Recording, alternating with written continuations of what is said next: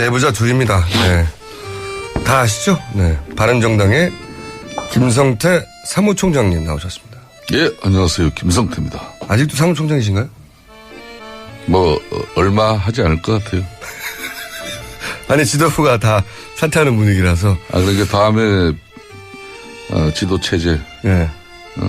비상대책위원회나 어떤 기구가 만들어지면은, 저도. 던질 계획. 평의원으로 다시. 자.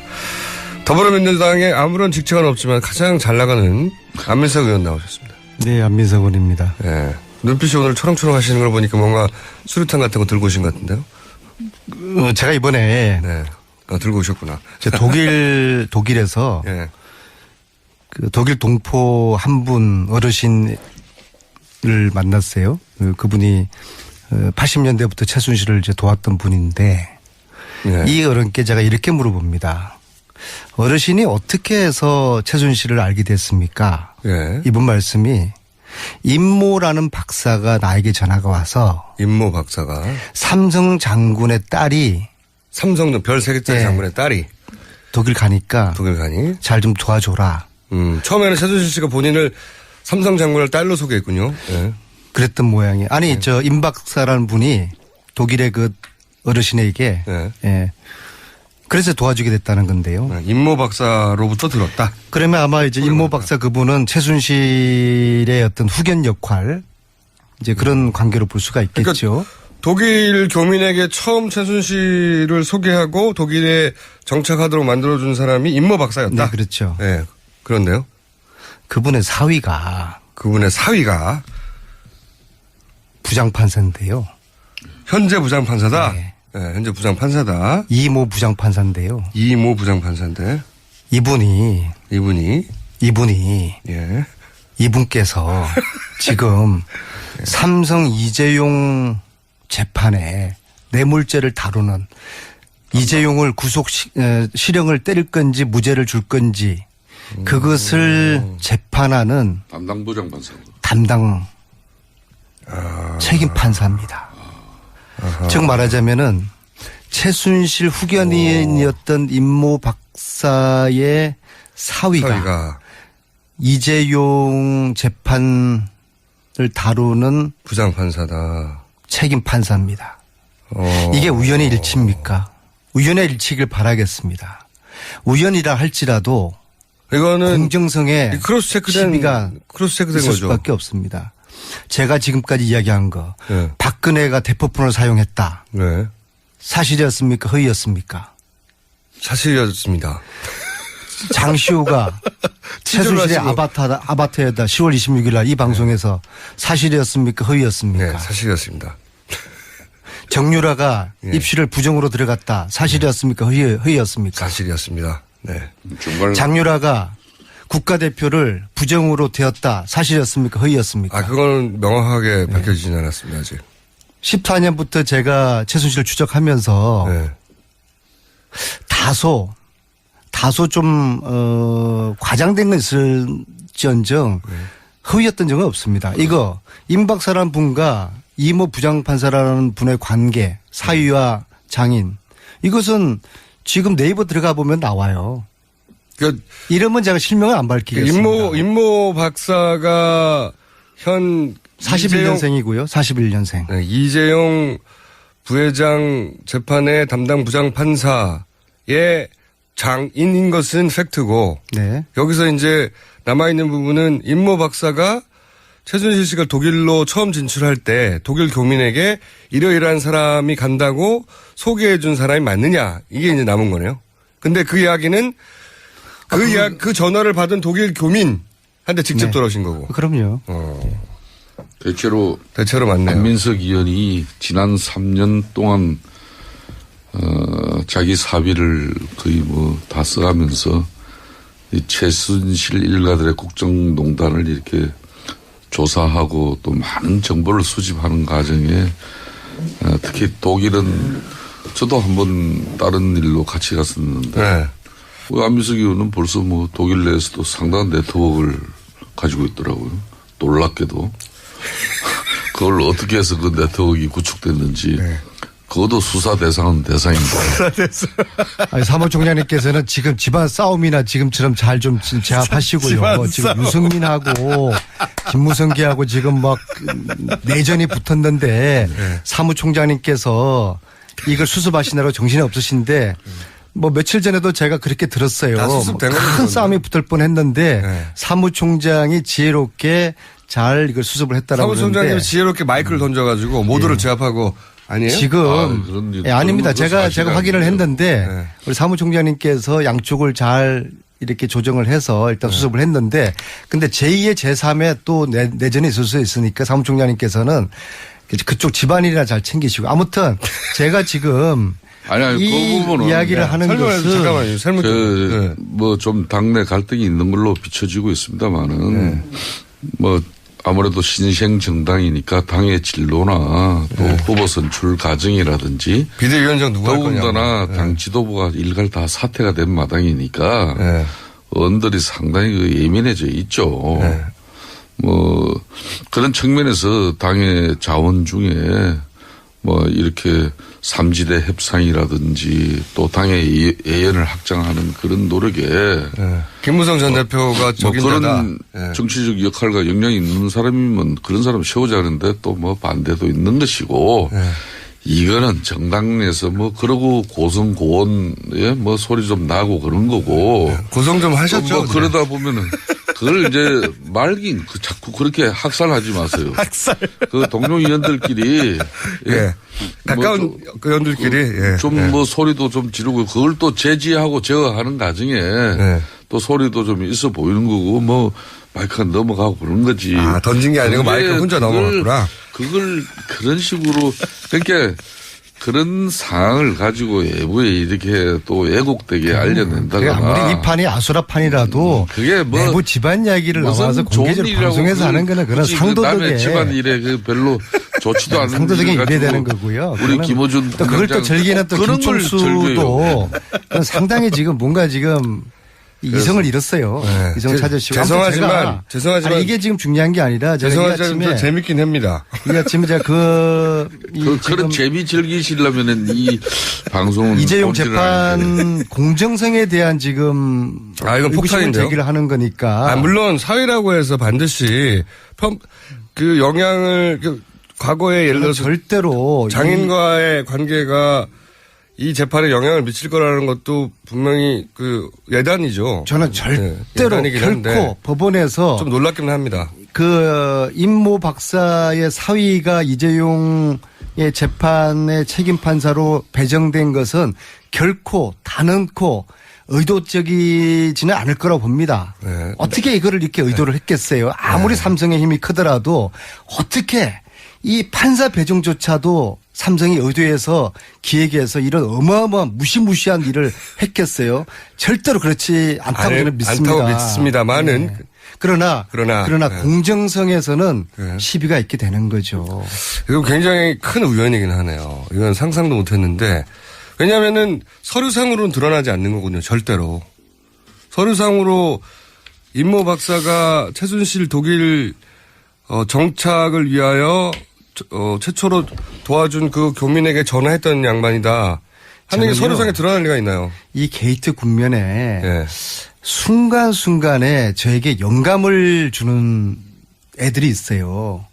세월호 애들입니다. 이거 역시도 예. 정말 이런 사실을 제가 어떻게 확인하겠어요?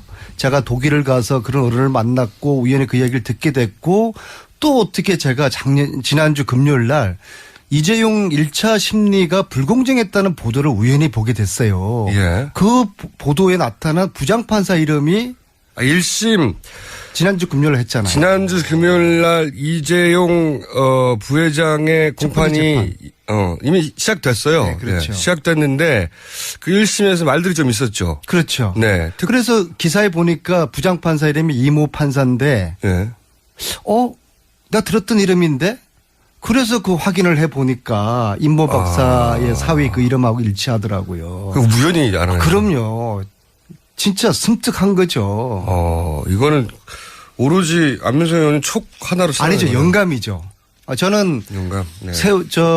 시호를 맞춘 거라든지 유라 관련된 거라든지 순간순간 제가 텍사스 사막에 숨어 있는 간호장교 조대를 어떻게 찾았겠어요. 어떻게 찾으셨어요? 진짜 순간적인 영감이었어요.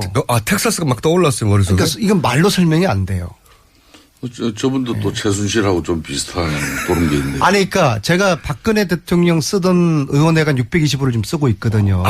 그래요? 박근혜 대통령이 받아야 될 우주의 길을 제가 받는 것 같아요. 그런 그 우주의 길은 좀 정의로운 걷지 마세요, 지금 정의로운 우주의 길을 말하는 거래요, 그죠? 자신은. 그렇죠. 이거 불의와 맞서는. 야, 이건 정말 의외의 커넥션이네요.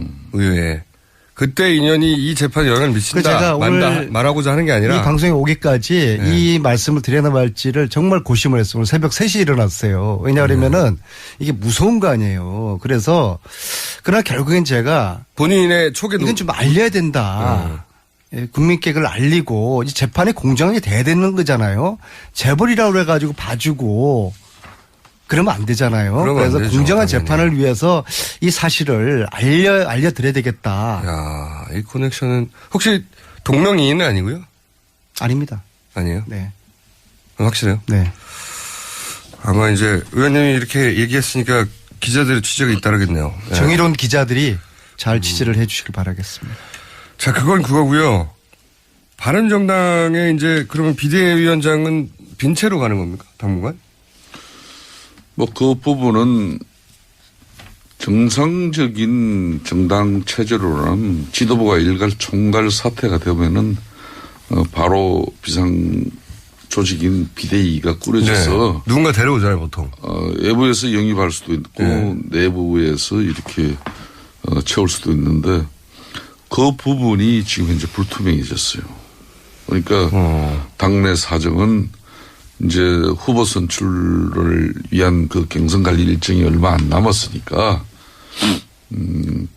이제 후보가 선출되어지면은 선거 관리 선대위 체제, 선거대책위원장 체제로 당 전체가 선대위 체제로 가자 한마디로 말하자면 뭐 그런 건데 네. 뭐 총장으로서는 뭐 이런 거죠. 당무는 당이고 또 후보 선거 지원 일은 지원 일이고 이런 겁니다. 그러니까 그럼 예를 들어 유승민 전 대표가 당의 후보가 되는 순간부터는 당 전체가 유승민 후보 당선을 위해서 뛰는 건 당연하지만 당 전체가 선대위 체제가 되고 유승민 후보의 선대위원장이 당을 움직이는 게 되는 거예요. 보통 뭐 이런 큰 선거 때는 정당이 네. 후보가 선출되어지면은 후보 중심으로 네. 그렇지만 당대표는 따로 있죠, 보통은. 모든 지원과 또 뭐 일이 다 글로 집중될 수밖에 없죠. 그렇지만은 일상적인 또 정당 구조는 유지되어야 돼요. 중요한 의사결정이라든지 의결은 그 당대표 이런 최고 결정에서 당대표가 없을 때는 이제 비대위라 그러죠. 비대위 위원장이 그걸 판단하고 결심하는데 그 기능이 이제 문제가 생기죠. 어쨌든 김무성 전 대표는 이게 안 하는 걸로 결론이 난 거죠. 제가 볼 때는 김무성 전 대표는 이분은 박근혜 전 대통령 탄핵 이후에 자신의 정치적 의미를 크게 이제 찾지 않는 것 같아요. 할 일 보면은 일단 이 국면에서 할 일 다 했다. 뭐 본인으로서는 말 그대로 백의종군이라는 게 뭐 자신으로는 정치적인 어떤 그런 욕심이나 또 정치인으로서 가지는 그런 뜻, 야심을 다 버린 것 같아요. 어떻게 보면. 저렇게 훌륭한 사무총장이 있는 바른정당이 최소한 이 국면에서는 버린 것 같다는 거죠. 그러니까 이 대선 국면에서는. 의원들 중에는 사실상 새누리당에서 이렇게 바른정당으로 탈당할 때는 거의 뭐 3분의 2 넘는 많은 의원들이 거의 한 70, 80% 해도 과언은 아니죠. 김무성 전 대표를 상당히 신뢰하면서 따라왔다고 과언이 아닌데 막상 이분이 사실상 박근혜 대통령 탄핵 이루어지고 난 이후로는 목표 의식을 잃어버렸어요? 굳이 뭐 목표 의식이라고까지 단정 규정하지는 않습니다만은 좀 자신의 정치적 어떤 그런 뜻이나 뭐 의지 이런 게 안 보여요 별로. 그러니까 그분을 많이 신뢰하고 따랐던 뭐 이 동료 의원들은 네. 바른정당이 지금 지리멸렬하잖아요. 네. 그래서 좀 흔히 말하는 삼지대 협상도 고문으로서 거기 가서 참여하고 누굴 만나고 이런 모습보다는 네. 바른정당의 실질적으로 당력을 가지고 흔히 말하는 당권을 가지고 책임 있게 나서는 거하고는 하늘 땅 차이거든요. 그리고 이제 뭐 자유한국당이든 여기 탄핵 찬성한 의원들을 다시 영입해 오는 그런 여러 가지 노력이라든지 이런 사실상 김무성이라는 사람 한 사람 나서면은 기자들이 따라 붙는 숫자가 달라져요. 네. 그럼에도 불구하고 본인이 그런 일들을 극구 이렇게 거부하고 전면에 나서 물론 모르겠어요. 전체 우리 바른정당 의원들이 뜻을 하나로 모아서 요청하면 또 상황은 달라질 거라고 보는데 막 그것도 용이치 않고 그러다 보니까 뭐 그런 측면에서 본인이 의지를 별로 안 가져요. 김무성계는 사실상 와야 되고 있는 중입니까? 사실상 바른정당은 김무성계 없습니다. 제가 단호하게 이야기합니다. 사무총장님은 김무성계를 저도 오늘 이 방송을 통해서 이제 분명히 밝힙니다. 바른정당은 예. 개파 개보 있어서는 안 됩니다. 예. 제가 3년 전에 정말 박근혜 정권에서 어렵게 용기를 내서 박근혜 대통령이 지지하지 않는 그런 주로는 항상 저렇게 이야기하는 거예요. 개파 없다. 이렇게 이야기하는 이번에 분명히 선언합니다. 김무성 자신이 뭐 개파 개보를 전혀 생각하지 않고 뭐 이런 무미한 어떤 행동을 하시는 거는 절대 저런 방식으로 하면 사람이 붙을 수가 없어요. 그러니까 김무성계가 있었을 수도 있지만 이제 와해 사라지고 있다. 이제 와해라기보다는 네. 본인이 대통령 탄핵 이후에는 어떠한 뭐 정치적인 그런 행위 자체를 생각지 않고 있는 거죠. 자, 그럼 이 기회에 김성택에 출범하나요? 탄생? 그건 제가 말씀드려줘야죠. 예. 어떻게 보십니까? 제가 뭐 바른정당의 나머 집안일이라 가지고 언급하고 싶지는 않지만 언급 많이 김성태 하시면서. 사무총장이 계시기 때문에 네. 관심을 안 가질 수가 없는데요. 이 내부는 김성태 사무총장을 비대위원장으로 앉히면 깔끔히 끝나는 건데 그런 신의 한 수를 아무도 모르는 것이죠. 이게 참 미스터리지 않습니까? 저렇게 훌륭한 분이 사무총장에 계시는 바른정당이 지지율을 5%를 넘지 못하고 있는 게 이게 희대의 미스터리 아니겠습니까? 근데 이렇게 만면에 웃음을 바른정당이 네. 이 난국을 헤쳐나가기 위해서는 박쥐 아세요? 박쥐? 박쥐 정당에서 탈피해야 되는 거예요. 박쥐가 예? 낮에는 내발 동물이고 밤에는 저 새라고 그러는 거 아닙니까? 아니, 도와주신다고. 합리적 개혁을 지향한다고 그래가지고 바른정당이 저 순실당으로부터 뛰쳐나와 놓고서 어제는 순실당하고 개헌하자고 또 손잡고 개헌한다는 이야기는 순실이 당을 부활시켜 주겠다는 거거든요. 이렇게 박쥐정당이 되니까 국민들이 바른정당을 그래서 바른정당, 박쥐정당 발음도 비슷하네요. 그래서 그러니까 박쥐정당 되면 안 되는 거예요. 그래서 대통령 안민석이- 사법 처리하라고 그러시고 최순실 재산 몰수하라고 그러시고 국가 개혁하자고 그러시고 이게 지금 합리적인 안민석이 보수 정당의 그래서 길입니다. 끝까지 들어야 되는 거예요. 끝까지 들어야 돼. 봐요. 제가 가만히 있으니까 그냥 박쥐 정당으로 부정짓고 저는 동료위원회에 대한 엄청난 아무리 방송이지만은 아니 어제 왜 그 순실이 당하고 손을 잡으셨어요? 그 부분은 지금 현재 이제 정권 탈환을 목전에 둔 이제 민주당 입장에서는 솔직히 별로 좀 탐탁치는 않죠. 왜 그런가 하면은 뭐 국민의당, 바른정당, 자유한국당 이렇게 해서 한 150석이 넘게 개헌 발의를 할 수 있기 때문에. 발의까지 할 수 있죠. 예. 네. 그러면은 사실상 200석이면은 이제 되는 겁니다. 요건이 갖춰지는 건데 그런 측면에서 우선 문재인, 안철수 두 후보가 공식적으로 이걸 반대하는 입장을 표명하고 있기 때문에 사실상 개헌 실행 가능성은 거의 사라지고 있다고 보도 저는 간이 그렇죠. 아니라고 봅니다. 네. 대선 전에 개헌은 현실적으로 안 쉽지 되죠. 않아요. 그건 불가능하죠. 그런데 네.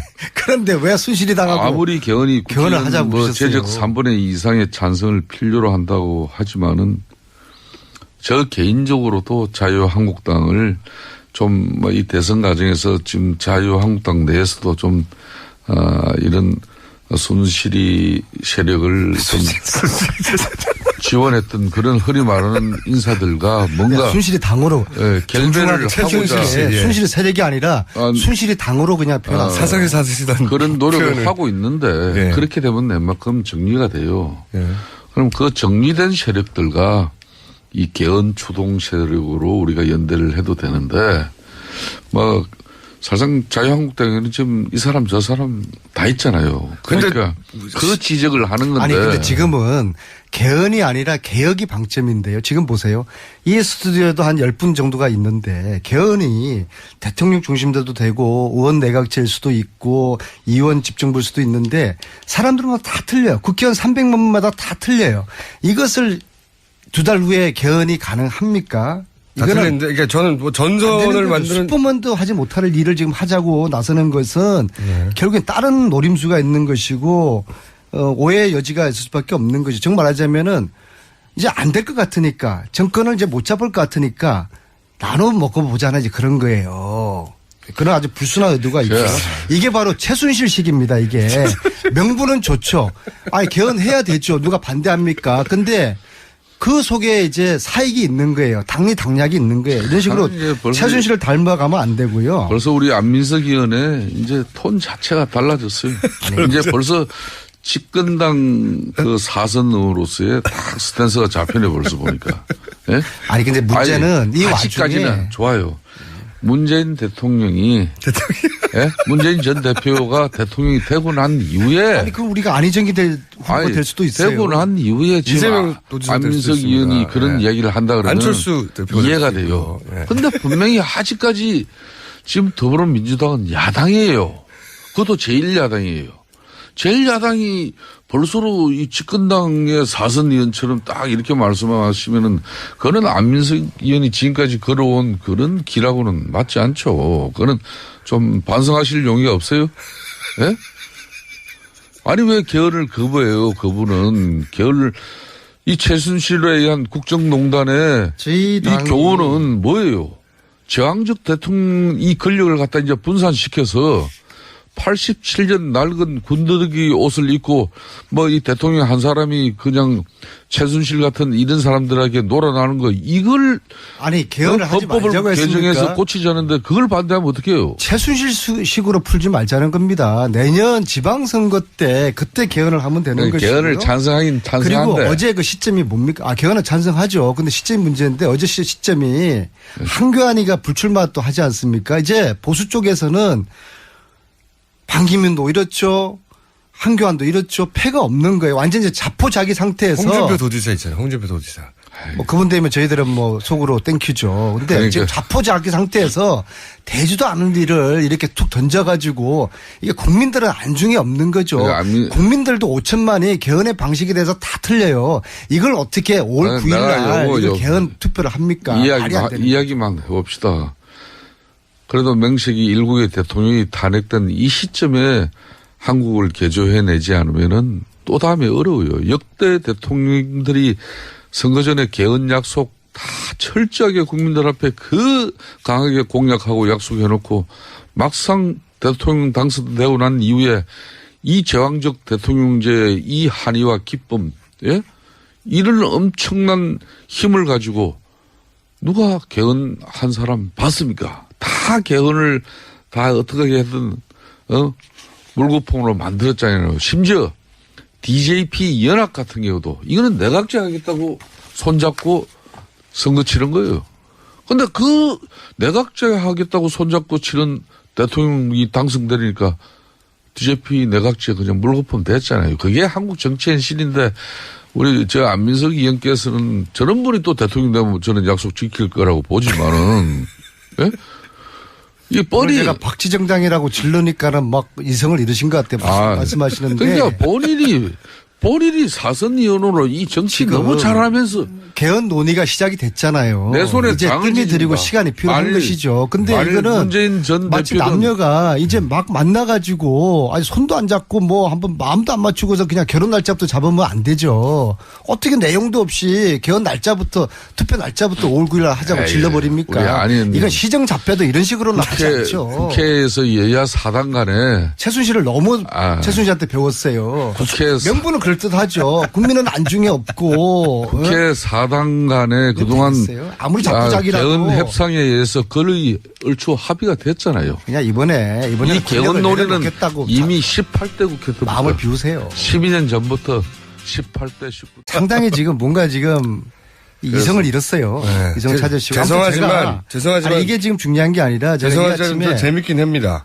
이 아침에 제가 그런 재미 즐기시려면은 이 방송은 이재용 본질은 아닌데. 재판 공정성에 대한 지금 이건 의구심을 폭탄인데요. 제기를 하는 거니까. 물론 사회라고 해서 반드시 그 영향을 과거에 예를 들어서 절대로 장인과의 관계가 이 재판에 영향을 미칠 거라는 것도 분명히 그 예단이죠. 저는 절대로 예단이긴 한데 결코 법원에서 좀 놀랍긴 합니다. 그 임모 박사의 사위가 이재용의 재판의 책임 판사로 배정된 것은 결코 단언코 의도적이지는 않을 거라고 봅니다. 네. 어떻게 이거를 이렇게 의도를 했겠어요. 아무리 삼성의 힘이 크더라도 어떻게 이 판사 배정조차도 삼성이 의도해서 기획해서 이런 어마어마한 무시무시한 일을 했겠어요.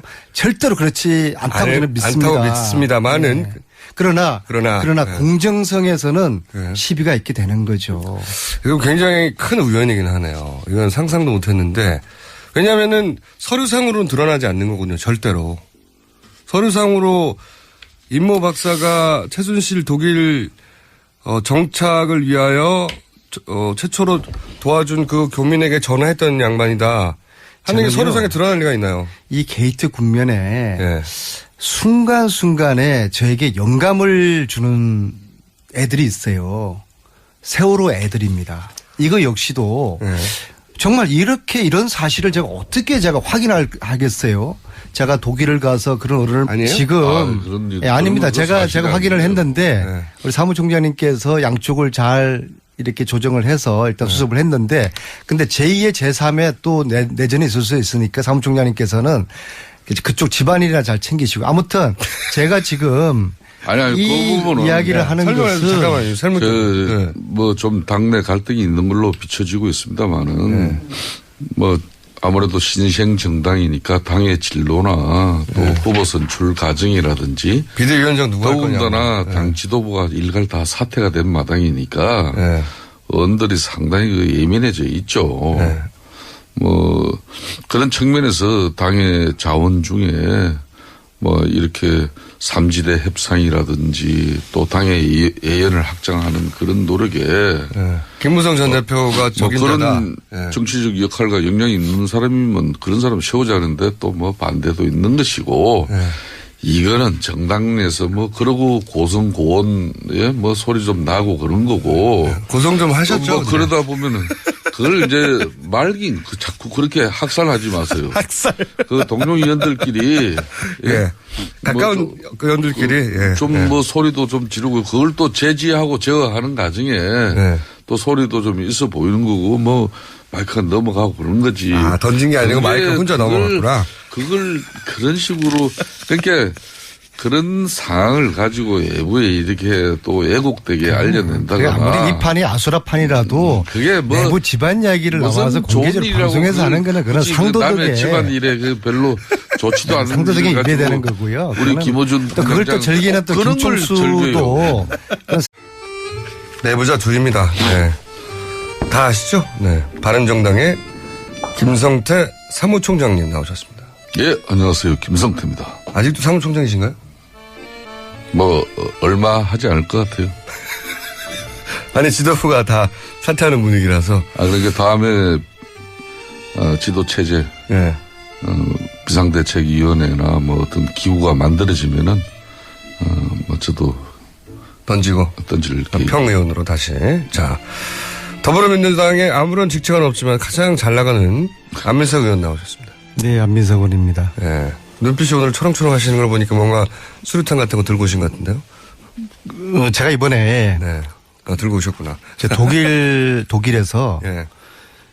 그 독일 동포 한 분 어르신을 만났어요. 그분이 80년대부터 최순실을 이제 도왔던 분인데 예. 이 어른께 제가 이렇게 물어봅니다.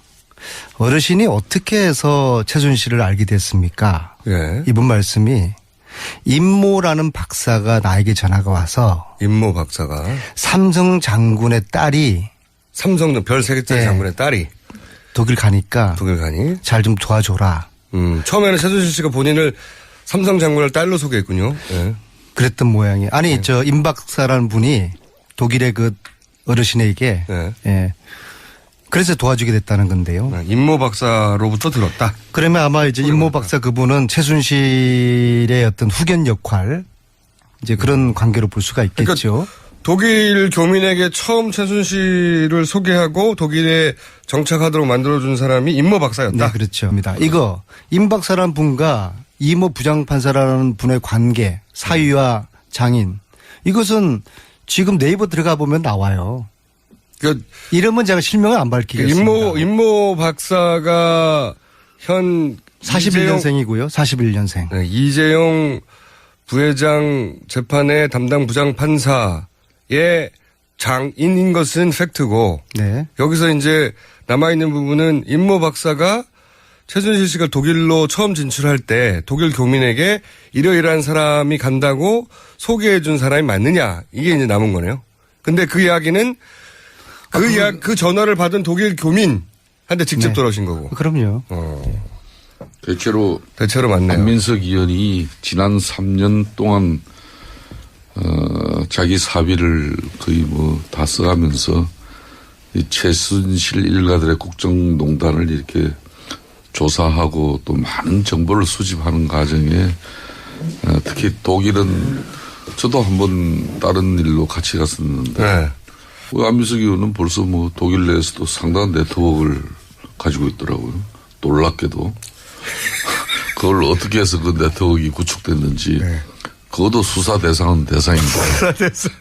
아니, 사무총장님께서는 지금 집안 싸움이나 지금처럼 잘 좀 제압하시고요. 지금 유승민하고 김무성기하고 지금 막 내전이 붙었는데 네. 사무총장님께서 이걸 수습하시느라고 정신이 없으신데 뭐 며칠 전에도 제가 그렇게 들었어요. 다 수습된 큰 거죠. 싸움이 붙을 뻔했는데 네. 사무총장이 지혜롭게 잘 이걸 수습을 했다라고 사무총장님이 그러는데 지혜롭게 마이크를 던져가지고 모두를 제압하고 네.